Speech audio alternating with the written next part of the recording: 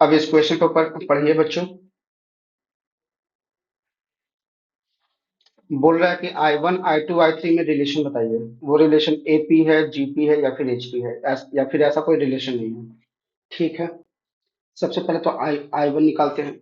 अच्छा हाँ, इस वीडियो को छोड़कर मत जाइएगा, क्योंकि सबसे पहले तो मैं वो एक्सप्लेन करूंगा जो आप लोग सोचते हैं। फिर मैं शॉर्टकट देने वाला हूँ, तो इस वीडियो को छोड़कर मत जाइएगा। वो शॉर्टकट काफी इंपॉर्टेंट है। ठीक है, तो पहले स्टार्ट करते हैं I1 से। I1 क्या लिखा है? 0 से लेकर π/2। एन की जगह पर 1 डालेंगे तो ये कितना आएगा? cos x आएगा। डॉट, ये भी cos x आएगा, dx आएगा, राइट। तो ये कितना बन गया? I1 बन गया 0 से लेकर π/2 cos स्क्वायर x। ठीक है, dx। देखिए वो कितने तरीका से बनाया जा सकता है। सबसे पहले method number one. Method one देखिए। मेथड वन क्या है कि अच्छा, आप लोग को ये पता होगा कि अगर इंटीग्रेशन करना है F of x D x का, और अगर लिमिट ए से लेकर बी तक है, तो इस इंटीग्रेशन को हम लोग ऐसे भी कर सकते हैं। Integration from A to B F of x को किससे रिप्लेस करते हैं? एक्स को रिप्लेस करते हैं अपर limit plus lower limit minus variable. तो एक्स को हम लोग रिप्लेस किससे करेंगे? बी प्लस ए माइनस एक्स से। ठीक है, तो मेरा I1 क्या बन जाएगा? तो मेरा I1 क्या बन जाएगा? I1 बन जाएगा 0 से लेकर π/2। ये बन जाएगा cos upper limit plus lower limit कितना है? π/2 है। Upper limit π/2, lower limit 0। So sum हो जाएगा π/2 माइनस एक्स। तो मैं इसको लिख सकता हूँ π/2 minus X, bracket close, whole square. मैंने स्क्वायर को बाहर कर दिया है। तो ये कितना बन जाएगा? I1 कितना बन गया? I1 हो जाएगा 0 से लेकर π/2, और ये बन साइन π/2 माइनस एक्स क्या होता है? साइन एक्स होता है। उसका स्क्वायर, तो उसका स्क्वायर कितना हो जाएगा? Sign square x D x हो जाएगा। ठीक है। मान लीजिए कि ये इंटीग्रेशन फर्स्ट वन है और ये इंटीग्रेशन सेकंड वन है। तो integration one plus integration two कीजिए। तो integration one plus integration two करेंगे तो लेफ्ट हैंड साइड में I1 प्लस I1 हो जाएगा। दूसरा साइड क्या हो जाएगा? 0 से π/2 cos स्क्वायर एक्स dx। ये फर्स्ट वन था। अब सेकंड वन क्या हो जाएगा? 0 से π/2 साइन स्क्वायर एक्स dx। ठीक है, तो ये तो ऐड होकर 2I1 बना। 2I1 इक्वल्स, अच्छा जब लिमिट सेम हो ना, जैसे 0 से π/2, ये 0 से π/2, तो हम लोग दोनों को क्लब कर सकते हैं। हम लोग ऐसे लिख सकते हैं 0 टू π/2, और दोनों को ऐड कर दिया। सो cos square X plus sign square x dx। तो ये कितना बन गया? 2I1 इक्वल्स 0 से π/2 sine square X plus cos square X 1 होता है, तो ये बन गया dx। तो 2I1 इक्वल्स dx का इंटीग्रेशन x होता है अपर लिमिट π/2, लोअर लिमिट 0। तो ये इंटीग्रेशन कितना आएगा? I1 इक्वल्स π/2, अलग कर लेते हैं ना। 2I1 π/2 माइनस 0, तो ये दे देगा π/2। तो I1 का वैल्यू कितना आया यहाँ से? π/4 आया। ठीक है, ये तो मेथड नंबर वन हो गया। अभी रुकिएगा, अब इस इंटीग्रेशन को मेथड नंबर टू से करते हैं। तो मेथड नंबर टू को मैं ब्लू कलर में लिख रहा हूँ। मेथड नंबर टू के लिए मैं क्या करूंगा? जब भी साइन स्क्वायर हो, कॉस स्क्वायर हो, sine to the power four हो, cos to the power four हो, मतलब साइन और कॉस का अगर इवन पावर हो, तो हम लोग कॉस टू एक्स का हेल्प लेते हैं। तो कॉस टू एक्स इक्वल्स क्या होता है? कॉस टू एक्स इक्वल्स होता है 2 cos square x minus one. क्या मैं इसको ऐसे लिख सकता हूँ? 1 plus cos 2x whole divided by 2 equals cos square x, ये तो लिख ही सकते हैं। तो मेरा इंटीग्रेशन क्या आ गया, इंटीग्रेशन आ गया 0 से लेकर π/2 कॉस स्क्वायर एक्स की जगह 1 plus cos 2x whole divide by 2 dx। मैं 1/2 को बाहर ले आता हूँ, तो आई को कांस्टेंट है ना, प्रोडक्ट फॉर्म में है तो बाहर ले जा सकते हैं। तो 0 से π/2, सॉरी हाफ बाहर ला लिया 0 से π/2, और वन वन को मैं ब्रेक कर दिया dx ऐसे, प्लस 0 to π/2 cos 2x, ऐसे मैंने ब्रेक कर दिया है। ठीक है,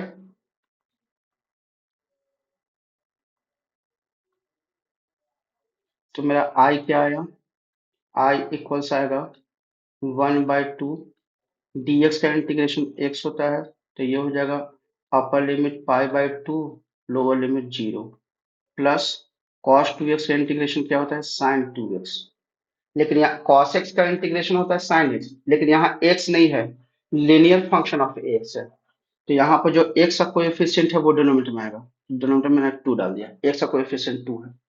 ये इंटीग्रेशन हुआ, तो अभी π/2 और 0 डालना बाकी है। ठीक है,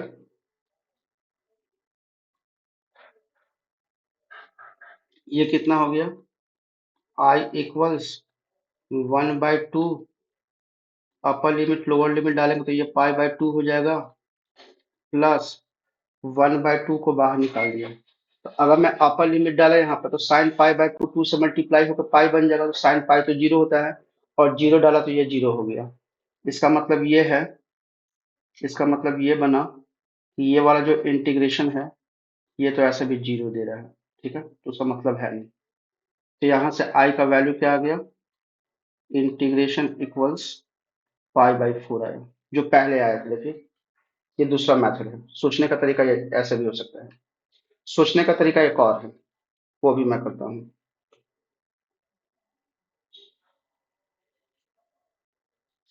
ये वॉलेस थ्योरम है।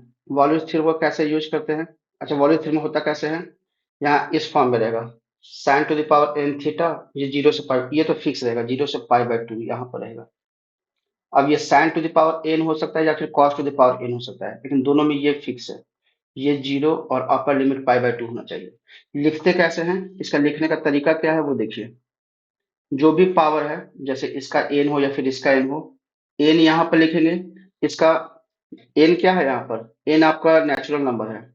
ठीक है, तो एक नेचुरल नंबर को एक कम कीजिए तो वो कितना हो जाएगा n-1, एक और कम कीजिए वो नीचे आएगा n-2, एक और कम कीजिए n-3, और ऐसे बस लिखते जाइए, यही आपका इंटीग्रेशन आ रहा है।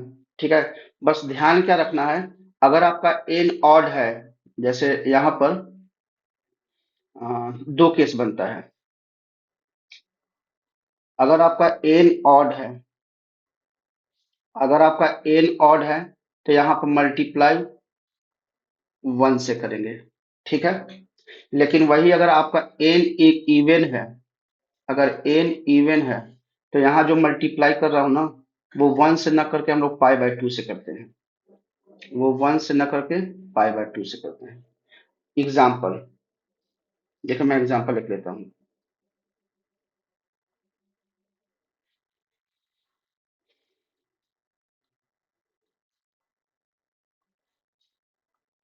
जैसे मान लीजिए मुझे निकालना है 0 से लेकर, ये तो फिक्स है 0 से π/2 तो होना ही चाहिए।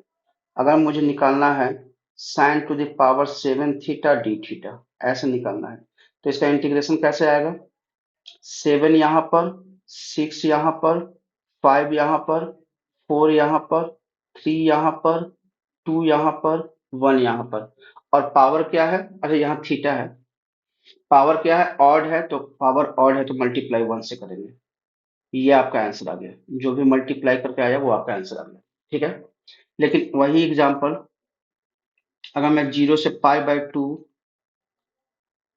cos to the power 8 theta d theta करते हैं, तो देखिए पावर क्या है, 8 है, 8 यहाँ पर, 7 यहाँ पर, 6 यहाँ पर, 5 यहाँ पर, 4 यहाँ पर, 3 यहाँ पर, 2 यहाँ पर, और पावर इवन है, इस कारण से पाई बाय 2 से मल्टीप्लाई करना पड़ेगा, और ये आपका फाइनल आंसर है। आई होप कि आपको वॉलिस थ्योरम आ गया होगा समझ में। ठीक है, और काफी इंपॉर्टेंट ये थ्योरम है, तो इसको अगर आप लोग को याद है तो अच्छी बात है, अगर नहीं याद है तो अपनी नोटबुक में लिखिए और याद कीजिए, इस पर बेस्ट क्वेश्चन आता है। साफ दिखाई दे रहा अभी पूछा गया है, और IIT जेई या फिर अदर कंपटीशन में भी पूछा गया है, तो आप इसको याद कर लीजिएगा। तो इस इंटीग्रेशन को निकालने का मैंने मेथड नंबर 1 सिखाया, मेथड नंबर 2 सिखाया, अब मेथड नंबर 3 देखिए। मेथड नंबर 3 क्या करेंगे, वॉलिस थ्योरम, मेथड नंबर 3 है, डी नहीं है, 3 है। वॉलिस थ्योरम का, वॉलिस फॉर्मूला का यूज करेंगे। ठीक है, वो क्या बोलता है, कॉस स्क्वायर उस फॉर्मेट में है तो कैसे लिखेंगे, 2 यहाँ पर, एक पावर कम करके तो एक 1 यहाँ पर, और पावर क्या है यहाँ पर, पावर इवन पावर है तो पाई बाय 2 आएगा। तो इस इंटीग्रेशन का जो आंसर आएगा वो कितना आया, पाई बाय 4 आया। देखिए कितना आसानी से निकल गया, वॉलिस थ्योरम का यूज करके। वो चाहता भी यही था कि आप वॉलिस थ्योरम का यूज करें। मेथड नंबर 1 मेथड नंबर 2 यहाँ तो वर्क कर गया, लेकिन जब I2 और I3 निकालेगा ना तो इतना आसान नहीं होने वाला है। तो मेरा सजेशन यह है कि method number 1 method number 2 use मत कीजिएगा, वॉलिस थ्योरम का यूज कीजिएगा। और इस वीडियो को भी कंटिन्यू देखिए, लास्ट में एक मैं रिडक्शन फार्मूला दूंगा, उससे एक लाइन में आंसर आएगा, उस फार्मूला को देखना बहुत जरूरी है। एक मैं चार्ट दूंगा, उस फार्मूला को अपनी नोटबुक में लिख लीजिएगा, और उन सारे फार्मूला का, रिडक्शन फार्मूला को याद कर लीजिएगा। वो सबसे मैं लास्ट में बताऊंगा, वो मेथड नंबर 4 होगा। ठीक है, आइए फिर I2 निकालते हैं। I2 का, I2 को क्या लिख सकते हैं, I2 को हम लोग ऐसे लिख सकते हैं, 0 से पाई बाय 2, और ये बन जाएगा कॉस स्क्वायर एक्स, और ये बन जाएगा कॉस 2x। अब बताइए, क्या आप रियलाइज कर रहे हैं कि मेथड नंबर 1 मेथड नंबर 2 यहाँ वर्क नहीं करेगा, साफ पता चल रहा है ना। तो मैं सीधे मेथड नंबर 3 पर जा रहा हूँ, और सबसे इस सब का सॉल्यूशन देने के बाद मैं एक और मेथड समझाऊंगा, मेथड नंबर 4, वो रिडक्शन फार्मूला होगा इन सारे सॉल्यूशन को देने के बाद। अब उसको आपको याद रखना है, तो वीडियो छोड़ कर भी मत जाइएगा। तो ये, अच्छा, यहाँ पर अगर क्या आप लोग को ये बात पता है कि cos 2x का formula 2 cos square x, sorry इसमें नहीं लिखते हैं, इसमें भी लिख सकते हैं, किससे लिखें, यही लिख दे क्या, चलिए ठीक है यही लिख देते हैं, cos स्क्वायर एक्स -1 होता है। अगर ऐसा है तो I2 क्या हो जाएगा,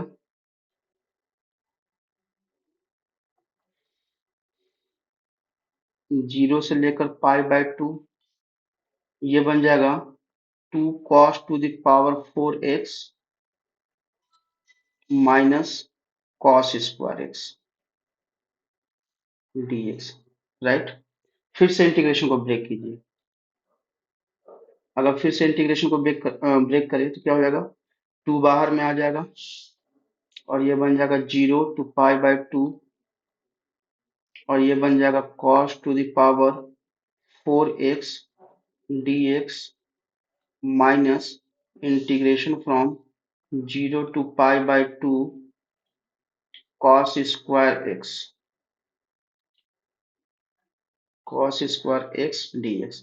फिर से हम लोग वॉलिस थ्योरम का यूज कर रहे हैं, वॉलेस थ्योरम का यूज करेंगे तो कैसे लिखना है, इस बार पावर 4 है, तो 4 यहाँ पर, 3 यहाँ पर, 2 यहाँ पर, 1 यहाँ पर, और पावर पावर क्या है, 4 है जो कि इवन है, तो इवन के लिए पाई बाय 2 लगा देंगे, बस हो गया। कुछ बचा ही नहीं। अब इसमें देखिए, अच्छा, ये जो इंटीग्रेशन अभी हम लोग ऊपर में निकाल के आए हैं ना, पाई बाय 4 आया था, तो वॉलेस थ्योरम लगाना है तो लगाइए, अदरवाइज हम लोग निकाल दे तो क्यों लगाना है, पाई बाय 4 आएगा। यहाँ मल्टीप्लीकेशन साइन, यहाँ मल्टीप्लीकेशन साइन, इस 2 से ये 2 गया, आया क्या मेरे पास, 3 पाई बाई 8 आया, और इसको मैं जानबूझ कर ऐसे लिख रहा हूँ, 2 पाई बाई 8 लिख रहा हूँ ताकि एलसीएम लेने में आसानी हो, तो ये बन जाएगा पाई बाई 8। देखिए मैं अब I3 के लिए जा सकता हूँ, लेकिन मुझे एक और चीज समझाना है, एक और चीज समझा लेता हूँ। वॉलिस थ्योरम का एक और फॉर्म है, उसको भी मैं एक्सप्लेन कर देता हूँ, वो यहाँ पर करता हूँ। क्या होगा अगर इस इंटीग्रेशन के लिए cos 2x का फॉर्मूला ये वाला यूज ना करके मैं अगर ये वाला यूज करूँ तो cos 2x इक्वल्स ये होता है cos square x minus sign square x. अगर मैं इसका यूज करूँ तो मेरा आई टू क्या बन जाएगा, आई टू इक्वल्स जीरो से लेकर पाई बाय टू, और cos 2x की जगह पर अगर ये डालें तो ये बन जाएगा cos to the power 4x minus cos square x sine square. ये वॉलेस थ्योरम का एक और वो है, फॉर्म है, तो उसको भी सीख लेते हैं ना जब आ गया है तो। साइन स्क्वायर एक्स डी हो सकता है नेक्स्ट नेक्स्ट एग्जाम में वो डायरेक्टली इस पे बेस्ड क्वेश्चन पूछ ले तो मैं एक्सप्लेन कर देता हूँ। तो आई टू इक्वल्स, अच्छा ये तो इवन वाला है, इवन वाला तो अभी मैंने निकाला था, टू को छोड़ दीजिए ना तो कितना आएगा, 3 पाई बाई 16 आएगा, 3 पाई बाई 16 आएगा। देखिए मैंने यहाँ निकाला है, तो इस टू को ऐसे ही छोड़ दीजिए, तो इसका इंटीग्रेशन क्या आएगा, इसका इंटीग्रेशन क्या आएगा, 3 पाई बाई 16 आएगा, तो वो मैंने डायरेक्टली लिख दिया। टाइम बचा रहा हूँ और कुछ नहीं। अच्छा, इसको बताने के लिए मुझे वॉलेस थ्योरम यूज करना होगा, तो मैं पहले वॉलेस थ्योरम को एक्सप्लेन कर देता हूँ। अब वॉलेस थ्योरम के इस फॉर्म को पढ़िए, इसमें भी याद रखिए कि ये जीरो रहेगा, upper limit pi by two ही रहेगा। लिखना कैसे होता है, लिखने का तरीका बता रहा हूँ। ये जो पावर एम है, ये जो पावर एन है, इन दोनों को ऐड कर दीजिए, एम प्लस एन, और दो दो नेचुरल नंबर मतलब दो दो कम करना है, ठीक है। तो नेक्स्ट वाला क्या होगा, M plus N minus two. Next वाला क्या होगा, M plus N minus four. Next वाला क्या होगा, M plus N minus six, and so on, ऐसे करते जाएंगे। न्यूमरेटर कैसे लेके लेंगे, पहले एम को देखिए, और एम स्टार्ट होगा एम माइनस वन से, एम माइनस वन से स्टार्ट होगा। जो नेक्स्ट वाला आएगा वो आएगा एम माइनस थ्री, जो नेक्स्ट वाला आएगा एम माइनस फाइव, ठीक है। इसको ऐसे सॉल्व कर लीजिएगा, डॉट डॉट ऐसे। अब आता है एन का बारी, तो एन कैसे करेंगे, वापस से एन माइनस वन से स्टार्ट होगा, दो दो कम करना है, एन माइनस थ्री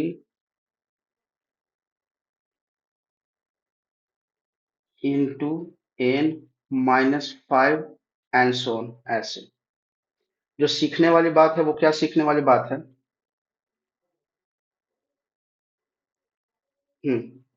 वो क्या सीखने वाली बात है, वन सेकेंड थोड़ा स्लो हो गया है। डॉट डॉट डॉट ऐसे। और सीखने वाली बात क्या है,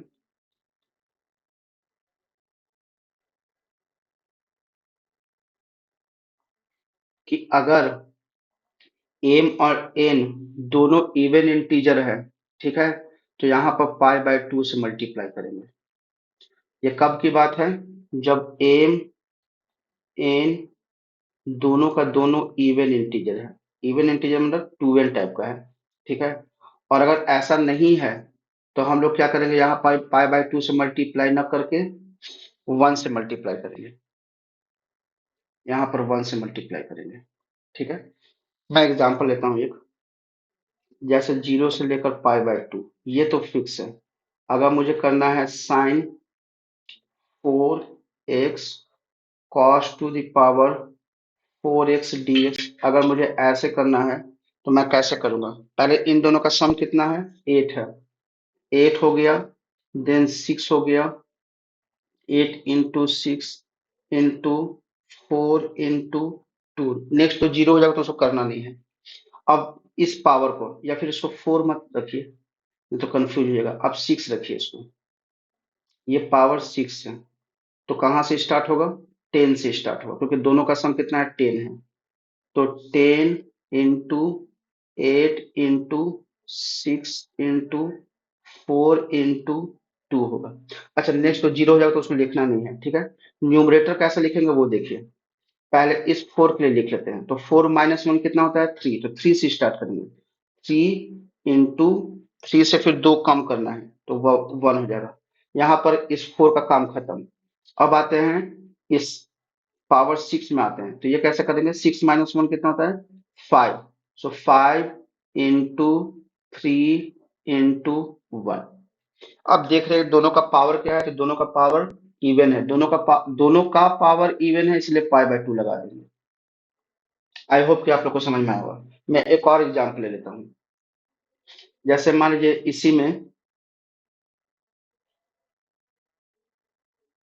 इसी में मेरा क्वेश्चन कुछ ऐसे है। हाँ, मेरा क्वेश्चन ऐसे है, 0 से π/2, और ये मान लीजिए sin to the power 5x है, और cos to the power 6x है, ठीक है, dx। तो दोनों का सम कितना है, 12 है। अगर दोनों का 12 है तो ये 12 से तो स्टार्ट होगा, 12 × 10 × 8 × 6 × 4 × 2। नेक्स्ट वाले लिखेंगे, 0 हो जाएगा। अब 5 का काम कर लेते हैं। तो 5 - 1 4, 4 से स्टार्ट करेंगे, 4 × 2। नेक्स्ट नहीं लिखेंगे क्योंकि 0 हो जाएगा। अब आते हैं पावर 6 वाले में। ये जो पावर 6 है, 6 - 1 कितना होता है, 5 होता है। तो वो लिख देंगे 5 × 3 × 1। क्या दोनों का पावर इवन है, नहीं, एक का पावर इवन है, एक का पावर ऑड है, तो मल्टीप्लाई सिर्फ 1 से करेंगे। आई होप कि आप लोग को ये एक्सप्लेनेशन समझ में आ गया होगा। ठीक है, अब आते हैं ओरिजिनल क्वेश्चन पे। तो इस वाले का अगर मुझे लिखना है तो दोनों का पावर का सम कितना है, 4 है। सो 4, दो कम, सो 4 2। नेक्स्ट नहीं लिखेंगे क्योंकि वो 0 बन जाएगा। अब इस 2 का काम करते हैं। 2 में से 1 गया तो कितना आया, 1। अब इससे कम तो हो नहीं सकता है, इस 2 से 1 कम करके तो वो 1 आया। क्या दोनों का पावर इवन है, यस, ये 2 है, ये भी 2 है। इट मीन्स π/2 से मल्टीप्लाई करना भी बाकी है। तो मेरा कितना आ गया, स्लो हो गया है, 3π/16, और ये आ गया π/32 आ गया। तो अगर मैं 2 से मल्टीप्लाई करूँ तो ये कितना आ जाएगा, 6π - तो वो बन जाएगा 5π/32। नहीं, π/8 आना चाहिए ना। हाँ, सॉरी, ये 4 × 2 = 8 होता है ना जी, ये 4 × 2 = 8 होगा। तो अगर मैं इसको सॉल्व करने जाऊं तो कितना हो जाएगा, 2π/16, तो 3π - 2π पाई, सो π/8 आया। हाँ, बिल्कुल सही। तो आई होप कि आप लोग को वॉलिस थ्योरम का यूज करने आ गया होगा। इस पे बेस्ट क्वेश्चन आते रहता है, तो आप लोग को समझ जाना चाहिए। ठीक है, अब मैं I3 निकालने जा रहा हूँ। अब I3 काफी तेजी से मैं निकालूंगा क्योंकि जितना समझाना था मैंने समझा दिया। अब आप लोग समझ गए हैं, तो मैं I3 डायरेक्ट निकालने वाला हूँ। तो मेरा I3 क्या हो जाएगा, I3 हो जाएगा 0 से लेकर π/2 cos to the power 3x, और ये बन जाएगा cos 3x बन जाएगा, राइट। यहाँ पर हम लोग जा रहे हैं cos 3x का फॉर्मूला यूज करने। अगर नहीं आता है तो याद कर लीजिए, sin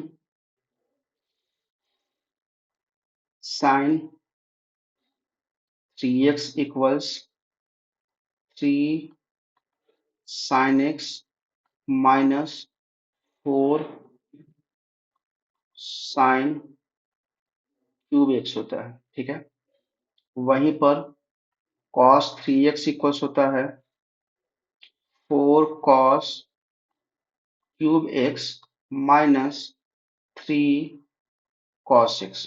ठीक है, तो मेरा I3 क्या बन गया, अगर मैं cos 3x का फॉर्मूला डाला तो मेरा I3 बन जाएगा 0 to π/2, और ये बन जाएगा 4 cos to the power 6x -3 cos to the power 4x dx।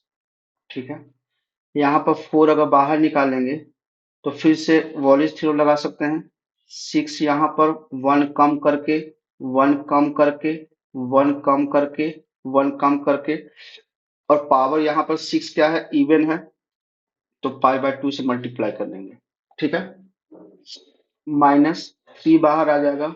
और कॉस 4x का तो हम लोगों ने अभी निकाला था। कॉस 4x नहीं, मतलब cos cos to the power 4x का अभी निकाला था। यहाँ पर देखिए, cos to the power 4x का मेरा इंटीग्रेशन आया था 3 पाई बाई 16, 3 पाई बाई 16 आया था। तो मैं डायरेक्टली डाल रहा हूँ बिना वॉलेट थ्योरम का यूज किए। 3 पाई बाई 16, तो ये कितना हो जाएगा, 4 से 4 गया, तो ये बन जाएगा 15 पाई बाई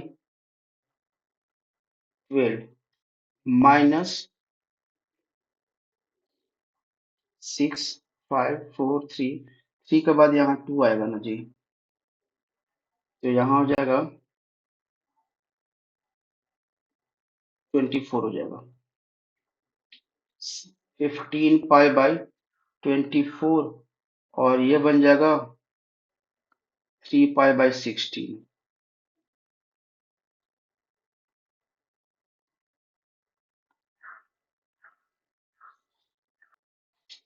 यहाँ पर 3 जब ये बाहर आएगा तो cos to the power 4x dx का इंटीग्रेशन कितना होगा, 3 पाई बाई 16 था, तो 3 3 जा 9 हो जाएगा, तो ये 9 हो जाएगा। 9 पाई बाई 16, और ये भी हो जाएगा 9 पाई बाई 16। तो इसको सॉल्व कीजिए, तो ये बन जाएगा पाई बाई 16। ठीक है, तो I1 कितना आया था, I1 आया था पाई बाई 4, I2 आया था पाई बाई 8, और I3 कितना आया था, मतलब कितना आया है, पाई बाई 16। तो देखिए क्या ये जीपी में नहीं है, अगर इसको करेंगे तो जीपी में नहीं आएगा, 1/2 कॉमन रेशियो आएगा। तो ये जीपी में है। चेक कीजिए कोई ऑप्शन है क्या। ऑप्शन नंबर बी है। ठीक है, एक और मैं तरीका सिखा देता हूँ, वो रिडक्शन फॉर्मूला से बहुत आसानी से बन जाएगा, एक लाइन में आंसर दे देगा। ये आपका रिडक्शन फॉर्मूला का चार्ट है, टोटल 10 है, आप याद कर लीजिएगा। ठीक है, वीडियो ज़्यादा लंबा ना हो इसलिए मैंने नोटबुक में लिख के आपको ये दिखा दिया है। अदरवाइज बहुत सारे इंस्टीट्यूट में तो ये दिया रहता है, लेकिन शायद वो लोग याद करने नहीं बोलते, या फिर सार नहीं देते हैं। मैंने क्या किया है, सारा एक जगह पर कलेक्ट कर लिया है, आप लोगों को प्रोवाइड कर दिया है। ठीक है, तो नेक्स्ट सोल्यूशन जाने से पहले बस आप लोग से इतना रिक्वेस्ट है कि जब इतना मेहनत आप लोग के लिए कर रहा हूँ, तो आप लोग भी मेरे चैनल को थोड़ा सा प्यार दिखाएं, थोड़ा सपोर्ट दिखाएं, मेरे चैनल को सब्सक्राइब करें। ठीक है, इतना रिक्वेस्ट तो बनता ही है आप लोग से। ठीक है, चलिए अब मैं आपको सोल्यूशन देने वाला हूँ। अच्छा ये बताइए कि ये क्वेश्चन क्वेश्चन किस पे बेस्ड है। ये वाला क्वेश्चन किस पे बेस्ड है अगर देखना है, तो मुझे लगता है ये फॉर्मूला नंबर 2 पर बेस्ड है। तो फॉर्मूला नंबर 2 लिखते कैसे हैं, कॉस एन। तो इसका देखिए, अगर मुझे I1 निकालना है, ठीक है, I1 कैसे निकालेंगे, I1 निकालना है तो I1 के लिए हो जाएगा कॉस एन की जगह पर x डाला तो कॉस x, ये बन जाएगा sine x whole divided by 2n, तो यहाँ पर तो n1 लिया है, प्लस हाफ I n-1, तो I n-1 कितना हो गया, I0 हो गया। I0 अगर निकालना है तो I0 के लिए क्या हो जाएगा, अगर मैं I0 लिया तो यहाँ देखिए ना, cos टू द पावर 0 क्या हो जाएगा, 1 बन जाएगा, cos 0 कितना बन जाएगा, 1 बन जाएगा। यानी ये इंटीग्रेशन कितना हो गया, 0 से पाई बाई 2, और ये बन गया dx। तो dx का इंटीग्रेशन क्या होता है, x होता है, तो x upper limit pi by 2 और लोअर लिमिट 0, तो इसका आंसर कितना गया, पाई बाई 2। ठीक है, तो यानी मैं इस आई नोट की जगह पर पाई बाई 2 डाल दूं, इस आई नोट की जगह पर पाई बाई 2 डाल देता हूँ, और ये तो इंटीग्रेशन हो गया। ये इंटीग्रेशन का अपर लिमिट लोअर लिमिट अभी डालना बाकी है, पाई बाई 2 और 0। अच्छा, इसका तो इंटीग्रेशन हम लोग ने निकाल रखा है ना। हाँ, तो यहाँ पर अगर पाई बाई 2 यहाँ पर डालेंगे तो cos pi by to zero बन जाएगा, तो ये टर्म जीरो बन जाएगा। अगर जीरो डाले तो साइन जीरो जीरो बन जाता है, तो ये टर्म तो ऐसे भी जाने वाला है, इसका इंटीग्रेशन जीरो होने वाला है। और यहाँ अगर डाल ही नहीं सकते हैं तो इसका आंसर कितना हो गया, पाई बाई फोर।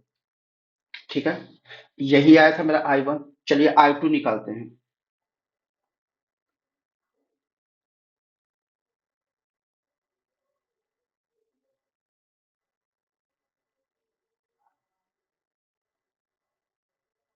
तो I2 कितना हो जाएगा, अगर I2 मुझे लिखना है तो I2 कितना हो जाएगा, जीरो से लेकर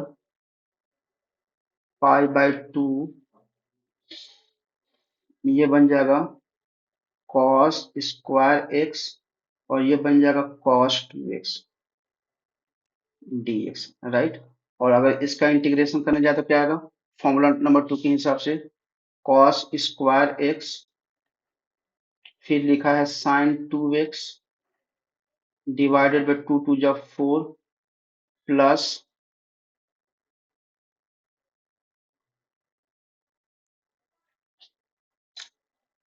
प्लस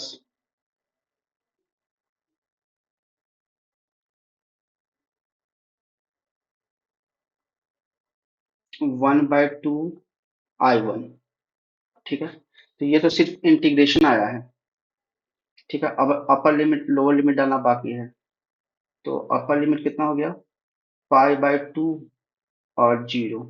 अगर मैं पाई बाय 2 डाला तो कॉस पाई बाय 2 जीरो बन जाएगा, और अगर जीरो डाला तो साइन बन जाएगा जीरो, यानी ये इंटीग्रेशन तो जीरो होने वाला है।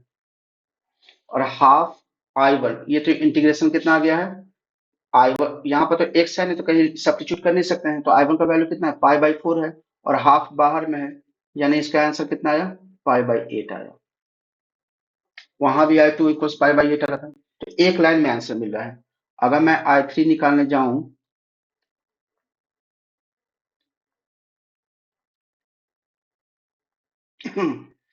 1 सेकेंड, अगर मैं I3 निकालने जाऊं तो ये कितना हो जाएगा, जीरो से पाई बाय 2 कॉस क्यूब एक्स, और ये बन जाएगा cos 3x dx।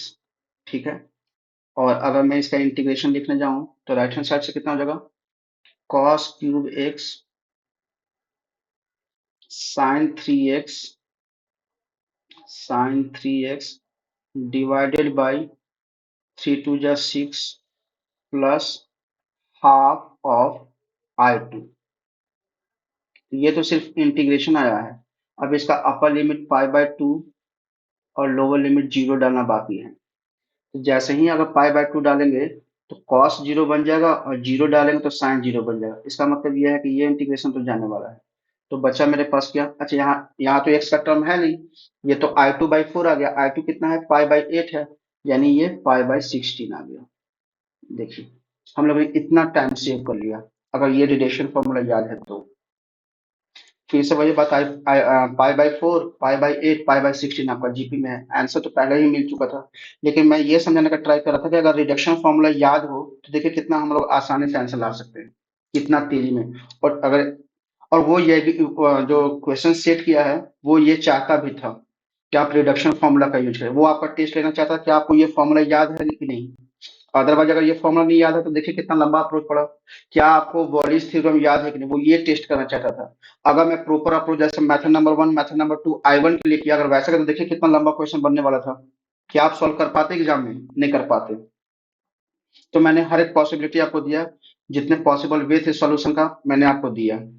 ठीक है, तो बस आप लोग से इतना रिक्वेस्ट है, अगर ये वीडियो आप लोग को पसंद आया है तो प्लीज इस वीडियो को लाइक करें, मेरे चैनल को सब्सक्राइब करें, अपने दोस्तों में इस वीडियो को ज्यादा से ज्यादा शेयर करें। इतना तो रिक्वेस्ट बनता ही है आप लोग से, और इतना प्यार आपको दिखाना बनता भी है मेरे चैनल के लिए। ठीक है, चलिए ऐसे ही इंफॉर्मेटिव वीडियो मैं आप लोग के लिए लेते आऊंगा। नेक्स्ट क्वेश्चन में मिलते हैं।